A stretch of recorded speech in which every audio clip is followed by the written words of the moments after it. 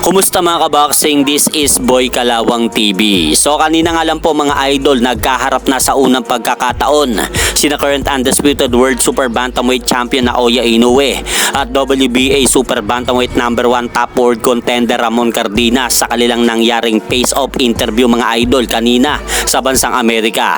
At kapwa mataas nga po ang respeto nila sa isa't isa dahil habang papalapit nga po itong hapon mga idol na si Naoya Inoue ay kagad nga pong kinamayan ito ni Ramon Cardenas at saglit na saglit lang ay umalis na rin po itong si Ramon Cardenas habang si Naoya Inoue naman po ay tinanong naman po ito ng mga foreign media patungkol sa magaganap nitong laban sa May 4 kontra kay Ramon Cardenas. At dito sinabi ni Naoya Inoue na madali lang po daw itong laban para sa kanya at alam po daw niya na hindi po daw itong laban niya kay Ramon Cardenas ang maglalagay sa kanyang pangalan sa pagiging number 1 pound for pound king dahil pagkatapos po daw niyang labanan si Ramon Cardenas ay lalabanan naman daw niya si Murodjon Akhmadaliev sa buwan ng Setyembre. At bago po daw matapos ang taon na ito ay isusunod naman daw niyang labanan si WBA World Featherweight Champion Nick Bol.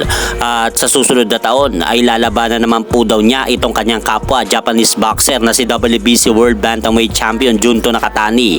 So hindi po natin narinig sa mismong bibig ni Naoya Inoue ang pangalan ni former 3 Division World Champion John Riel Cuadro Alas Casimero sa mga binanggit nitong lalabanan. At pagkatapos ng naging interview mga idol ni Naoya Inoue sa bansang Amerika, dumiretso nga po kaagad itong hapon na si Naoya Inoue sa boxing ring upang ipakita nito ang kanyang public workout. Panoorin po natin. Sa aking pagbagsak ay mas lalong lumakas na turingan na bansag. Ako si Casimero, lahi ko ay Pilipino. Kaya sa aking pagbagsak ay mas lalong lumakas na turingan na bansag. Ako si Casimero, lahi ko ay Pilipino.